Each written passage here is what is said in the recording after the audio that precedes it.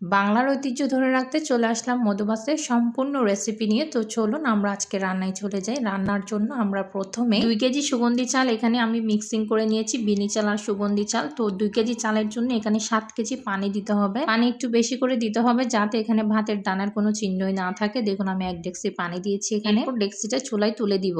চুলায় বসিয়ে দিয়ে আমি অন্য প্রসেসে চলে যাই। এখানে আমি জালার চাল নিয়েছি 1/2 কেজি পরিমাণ। এগুলো 1 ঘন্টা ধরে পানিতে ভিজিয়ে রেখেছিলাম। এরপর এগুলো আমি ব্লেন্ড করে নিব খুব সুন্দরভাবে। আপনারাও ব্লেন্ড করে একদম গুঁড়ি করে মিহি করে নেবেন।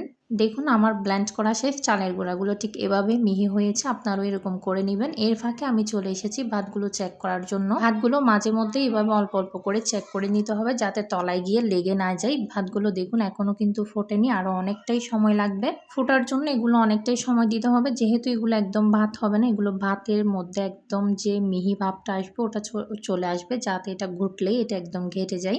ভাতগুলো প্রায় হয়ে এসেছে, দেখুন একদম ভাতের কোনো চিহ্নই নাই, এগুলো একদম সিন্নির মতো হয়ে গেছে। এভাবে আপনারা চেপে দেখবেন, যদি একদম গলে যায় তাহলে বুঝবেন একদম পারফেক্ট হয়েছে। এরপর ডেক্সিটা চুলা থেকে নামিয়ে নিতে হবে এই পর্যায়ে। তো আমি চুলা থেকে নামিয়ে নিয়েছি ডেক্সিটা। এরপর এই ডেক্সিতে এটা কিন্তু কোনো কাজ করা যাবে না, আর একটা নতুন ডেক্সিতে এগুলো আপনাকে কিন্তু এখান থেকে নিয়ে নিতে হবে। আমি যেভাবে নিচ্ছি এভাবে অল্প অল্প করে নিয়ে নেবেন।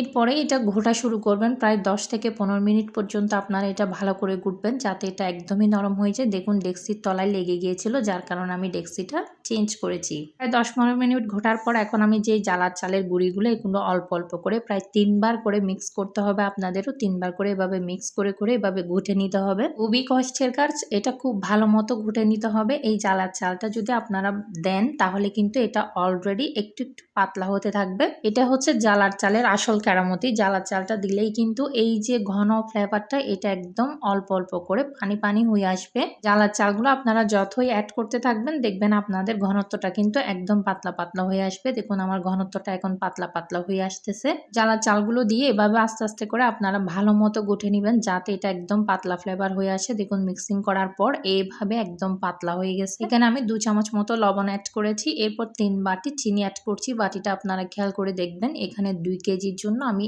এই বাটি দিয়ে 3 বাটি চিনি অ্যাড করেছি। 3 বাটি চিনি অ্যাড করার পর আপনাদেরকে এগুলো খুব ভালো মতো এটা মিক্স করে নিতে হবে। যত ভালো মতো মিক্স করবেন তত চিনিগুলো কিন্তু গলে যাবে। চিনিগুলো খুব ভালো মতো গলে যাওয়া পর্যন্ত এভাবে মিক্স করতে হবে। দেখুন আমারটা একদম মিক্স করা শেষ। এরপর আমি অল্প পরিমাণ জালার চাল রেখে দিয়েছিলাম, সেটা আমি উপরে দিয়ে দিচ্ছি। আপনারাও এভাবে উপরে দিয়ে ঢাকনা দিয়ে রান্নাটা শেষ করে দিবেন। এরপর পরদিন সকালে চলে আসলাম। পরদিন সকালের মধুভাত রেডি। দেখুন অসম্ভব মজা। এভাবে উপরে ঘন করে নারকেল দিয়ে আপনারা পরিবেশন করবেন। এতক্ষণ পর্যন্ত যারা আমার ভিডিওটা দেখেছেন আপনাদেরকে অসংখ্য অসংখ্য ধন্যবাদ। সবাই ভালো থাকবেন, সুস্থ থাকবেন। আসসালামু আলাইকুম সবাইকে।